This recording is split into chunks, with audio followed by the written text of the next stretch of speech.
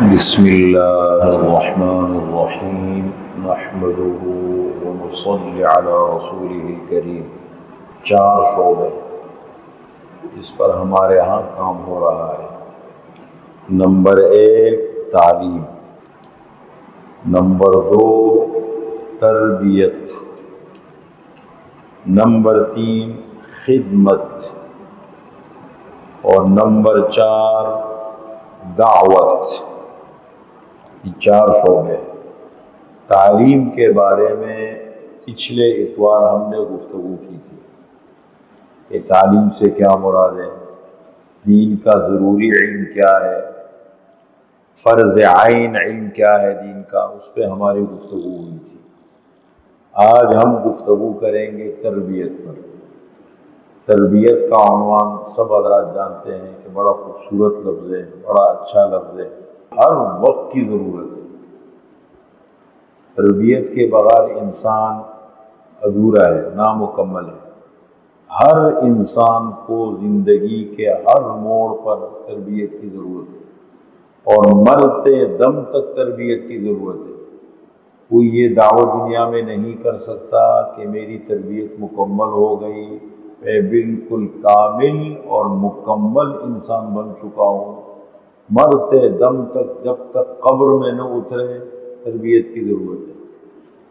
کیا حالات پیش آتے ہیں، زندگی کیسے گزرتی ہے، کیا کیا رکاوٹیں آتی ہیں، ان حالات اور ان واقعات کے اعتبار سے اپنی زندگی کو رخ دینا تربیت ہے۔ اس وقت حالات آپ سے کیا تقاضا کرتے ہیں، زندگی کے اس موڑ پہ حالات ہم سے کیا تقاضا کرتے ہیں۔ کبھی بخار ہے، کبھی صحت ہے، کبھی بیماری ہے، کبھی تکلیف ہے، کبھی راحت ہے، کبھی بڑھاپا ہے، کبھی جوانی ہے، کبھی کیا حالات ہیں۔ ہر وقت انسان کو تربیت کی ضرورت ہے۔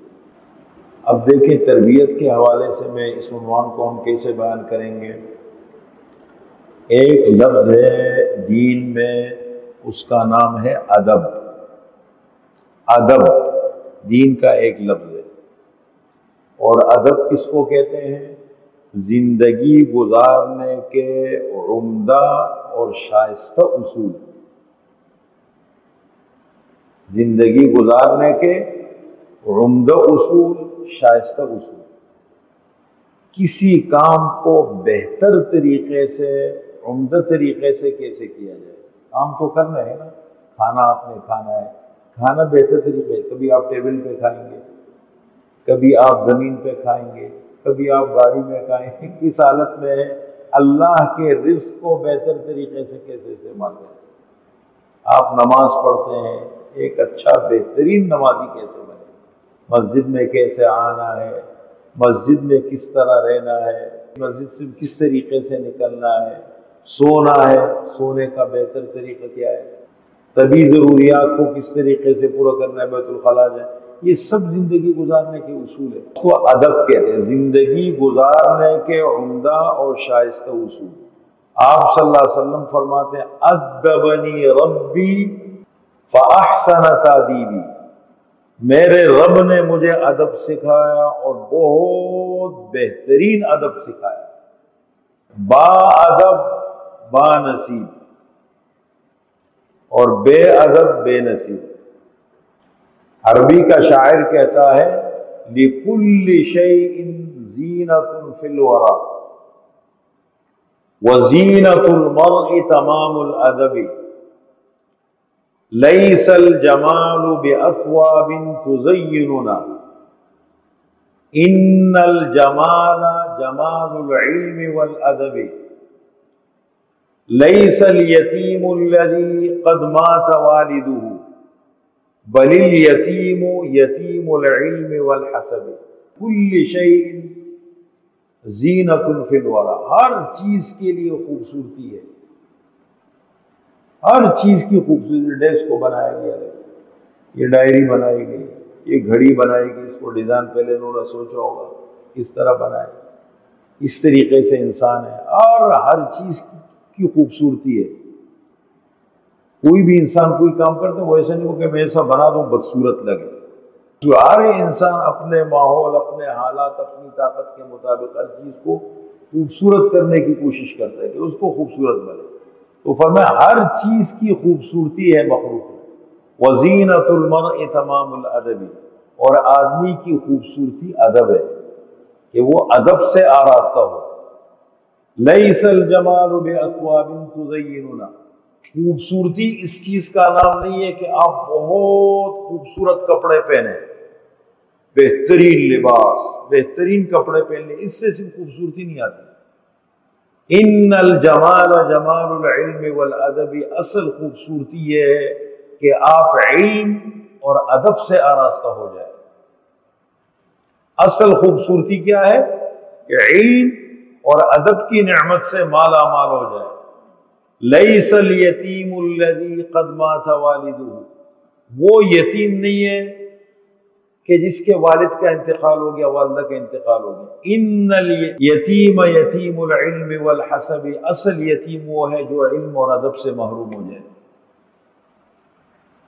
اصل یتیم وہ ہے جو علم اور ادب سے محروم ہو گیا، وہ یتیم ہو گیا.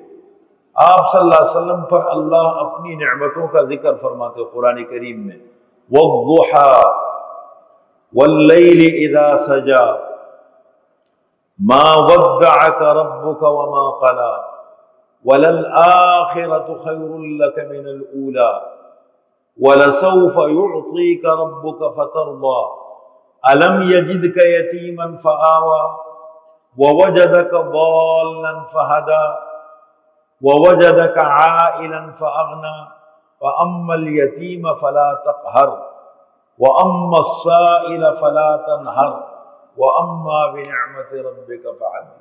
ایسے خوبصورت انداز میں اللہ نے اپنی نعمتوں کا ذکر فرمایا آپ صلی اللہ علیہ وسلم پر. وحی کا سلسلہ بند ہو گیا. ایک مرتبہ سوال ہوا کہ یہ کیسے ہوگا؟ آپ صلی اللہ علیہ وسلم نے فرمایا میں کل بتاؤں گا، ابھی نہیں بتا سکتا. حدیث میں ہے کہ انشاءاللہ کہنا بھول گئے، تو اللہ نے وحی کا سلسلہ مؤخر کر دیا. تو بعضی کفار کی زبان سے نکلا نعوذ باللہ محمد کے، شیطان نے اسے چھوڑ دیے، بعضی مشرکین. تو اللہ تعالیٰ نے سورت نازل فرمائی وَالضُّحَىٰ، چاش کی قسم، سورج کی روشنی. چاش کس کو کہتے ہیں؟ جب سورج خوب چڑھ جائے اور روشنی پوری دنیا کے اندر پھیل جائے، چاش کی قسم. وَالضُّحَىٰ وَاللَّيْلِ إِذَا سَجَىٰ، رات کی قسم جب خوب اندھیرا چھا جائے.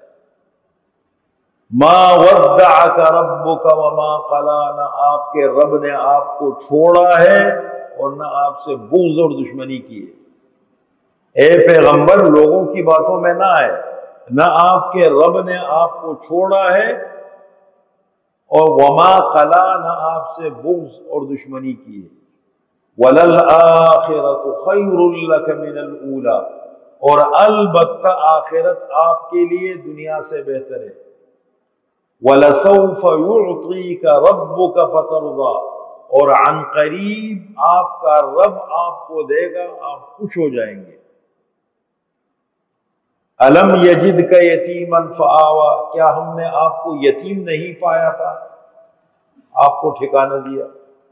جب آپ صلی اللہ علیہ وسلم دنیا میں تشریف لائے تو آپ کے والد ماجد انتقال کر چکے تھے. آپ نے اپنی والد کی زیارت نہیں کی، اپنے والد حضرت عبداللہ کو نہیں دیکھا.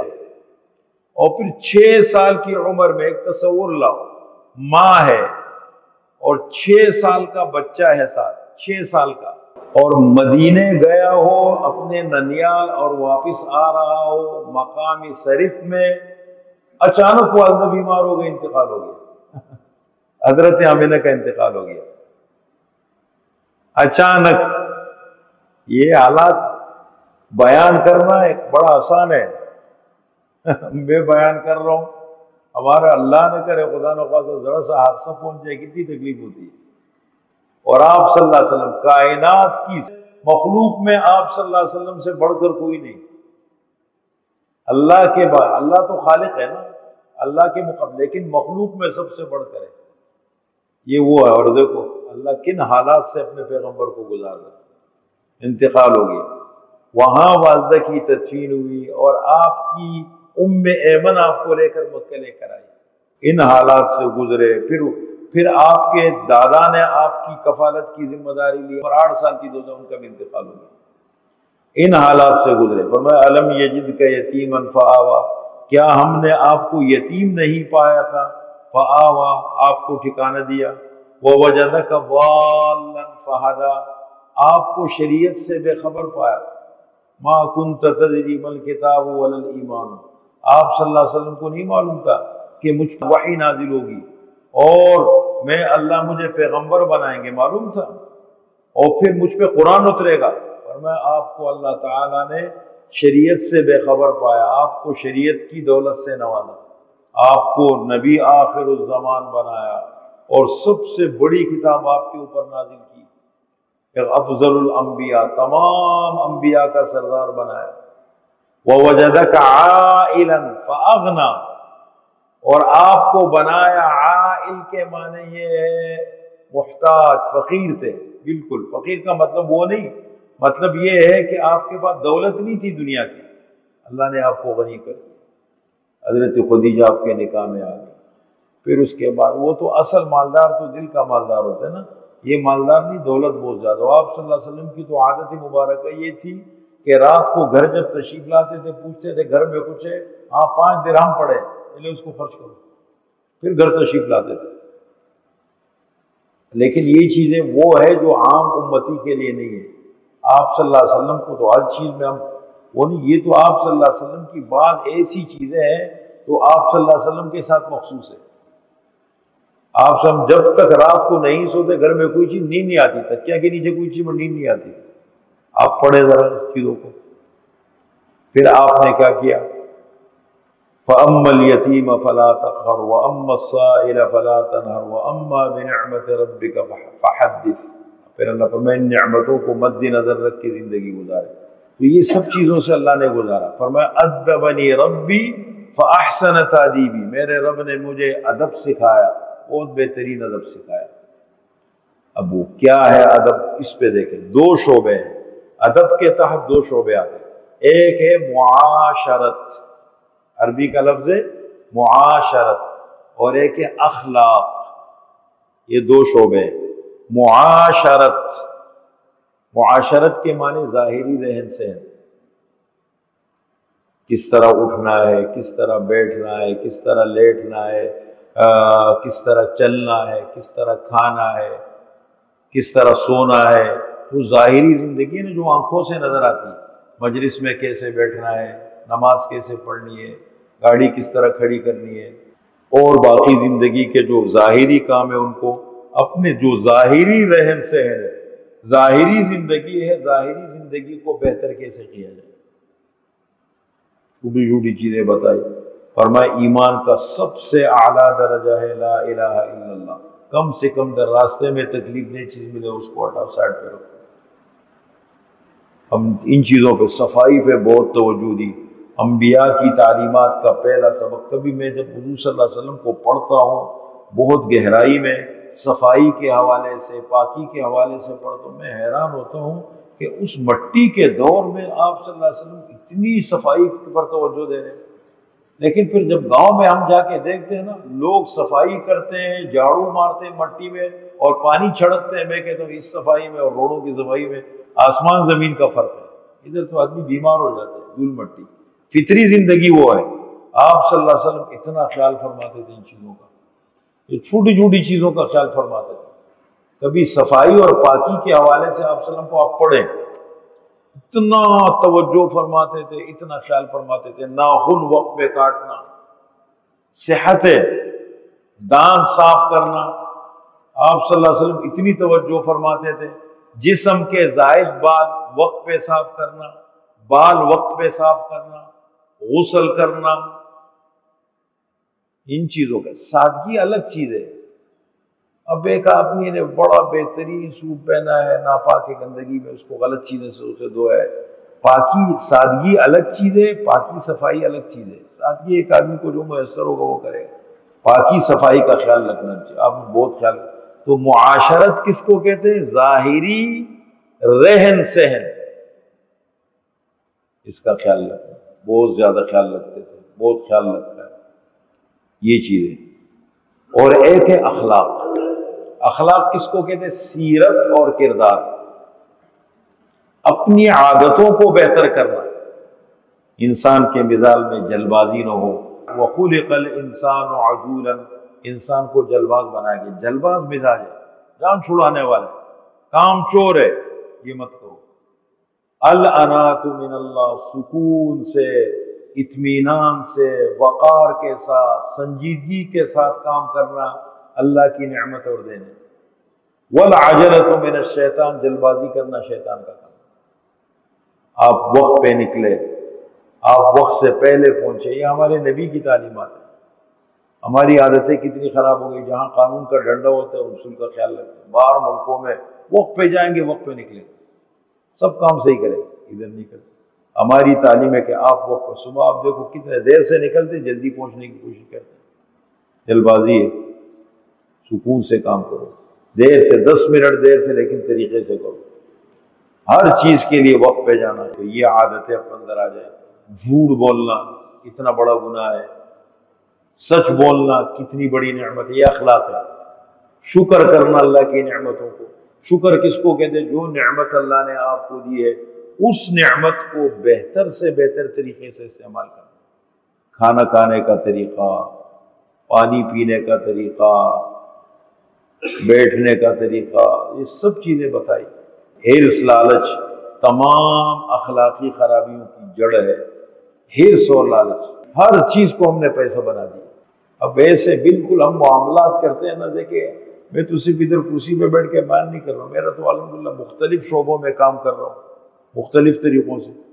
کسی کے ساتھ معاملات کرتے ہوئے مزہ نہیں آتا، ایک تو اعتماد کی فضا نہیں ہے، کسی کو اچھا مشورہ دیتے ہیں اس کو قدر نہیں ہوتی دین کے بارے میں، اس لیے وہ کہتے ہیں کہ وہ میرا کام ہو جائے، کام ہو جائے بھائی کام نہیں ہے، کام بہتر طریقے سے ہو جائے، آپ اپنے مستقبل کی زندگی کو دیکھیں۔ کل بھی ایک بزرگ بیٹے اپنے بیٹے کو سمجھا رہے، میں بیٹا میری عمر تو دیکھو اتنی ہو گئی، 56 سال کا ہو چکا ہوں، میں نے تو اپنی زندگی گزار لی، میں چاہتا ہوں آپ کی زندگی اچھی ہو جائے۔ کیوں اچھی ہو جائے؟ جب تو قیامت میں میدان محشر میں کھڑا ہوگا نا، اور آپ کا بیٹا سامنے کھڑا ہوگا، ایک دوسرے کو پوچھے گا بھی نہیں۔ فَإِذَا جَاءَتِ الصَّاخَّةُ، جب کانوں کو پھوڑنے والی آواز آئے گی، يَوْمَ يَفِرُّ الْمَرْءُ مِنْ أَخِيهِ، بھائی سامنے کھڑا ہے، اس سے پوچھ ہی نہیں رہا بھائی صاحب کیسی طبیعت ہے، خیریت سے ہے؟ بالکل نہ اس کو فکر۔ قیامت صغریٰ کا منظر ہے، قیامت کبریٰ کا منظر کیا ہوگا؟ والد کھڑا ہے، پوچھے گا نہیں، یہ والدہ کھڑی ہے، نہیں پوچھے گا میں نے اپنی عمر کیا گزاری، تم اپنی ذمہ داری پوری کرو، تم اپنی زندگی پر۔ ایک آدمی نے 56 سال نہیں 60-70 سال گزار کے شرک کرتا رہا، اور آخر میں اس کو احساس ہوا اس نے توبہ کر لی۔ ایک آدمی ساری زندگی جھوٹ بولتا رہا، دھوکے دیتا رہا، خیانت کرتا رہا، غلط بیانی کرتا رہا، عیاشیوں میں پڑا رہا، اللہ کی نافرمانیوں میں، مستیوں میں پڑا رہا، ایک دم اس کو کوئی اچھی صحبت مل گئی، اچھا ماحول مل گیا، اور اس نے توبہ کر لی، یا اللہ مجھے معاف فرما دے، میرے گناہوں کو معاف، اور اس نے ایک نئی زندگی کا آغاز کر لی۔ 70 سال کے گناہ مٹ جاتے ہیں، اللہ فرماتے کہ نئی زندگی۔ بڑا اچھا واقعہ لکھا ہے، کہتے ہیں سکندر اعظم ہے نا، ذوالقرنین بڑا بادشاہ جو گزرا پوری دنیا کا، اس نے سفر کیا، یہ آیا ہے یہ ٹیکسلا قندار ان علاقوں کی طرف، پوری دنیا پر اس نے اپنی حکومت قائم کی۔ وہاں آیا، ایک علاقے میں گیا، دیکھا ایک قبرستان کے پاس سے گزرا، لکھا ہے 16 سال عمر، کتبے کے اوپر کیا لکھا ہے؟ 16 سال، 15 سال، 13 سال، 14 سال، 10 سال، 8 سال، 7 سال، کوئی 15 سال سے اوپر کا نہیں ہے۔ وہ دیکھتا رہا، یہ کیا ہے یار، تو سب نوجوان بالغ بھی نہیں ہوئے، سب دنیا سے چلے گئے۔ پوچھا ان سے پوچھے یہ کیا ہے؟ یہ کہنے لگے یہ اس علاقے میں کوئی اللہ والا ہے، یہ سب لوگ اللہ کے نافرمان تھے، گناہ گار تھے، اللہ والا ہے، ان سب نے توبہ کر لی، ان سب نے گناہوں سے توبہ کر لی، اور سب نے نیک زندگی گزاری۔ تو انہوں نے وہ عمریں لکھی ہے جو توبہ کرنے کے بعد انہوں نے گزاری ہے۔ توبہ کرنے کے بعد جب اللہ سے معافی مانگی، اس کے بعد جب انتقال ہوا، تو وہ عمر زندگی کی لکھی ہے جو توبہ کے بعد ہے، وہ پہلے والی زندگی نہیں لکھی۔ کہنے لگا اصل زندگی تو ہے۔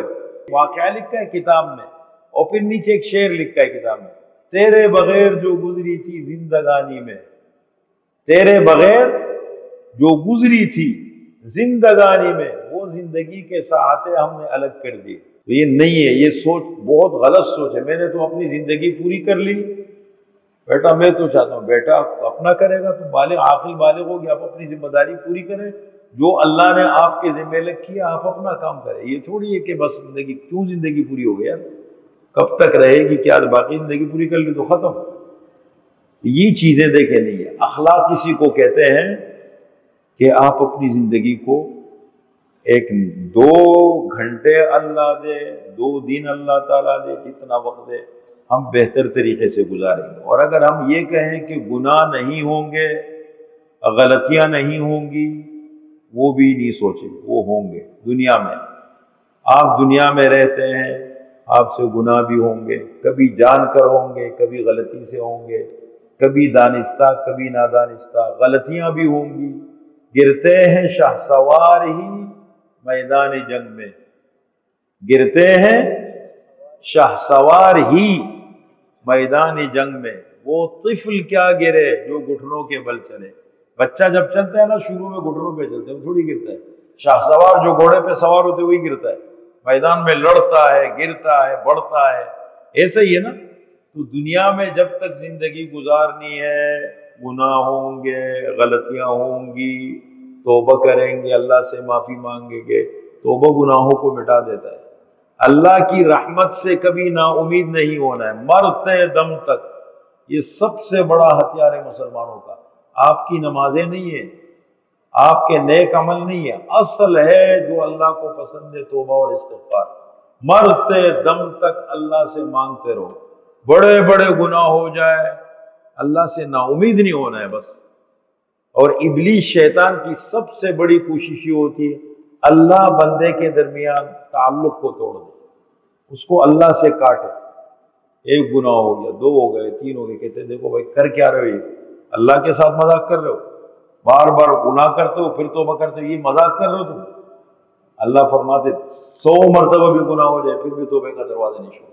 تو ایک ہے معاشرت، معاشرت کس کو کہتے ظاہری رہے، اور ایک ہے اخلاق، اپنی عادتوں کو بدلنا، اپنی عادات کو بدلنا، یہ سب سے بڑا جہاد ہے۔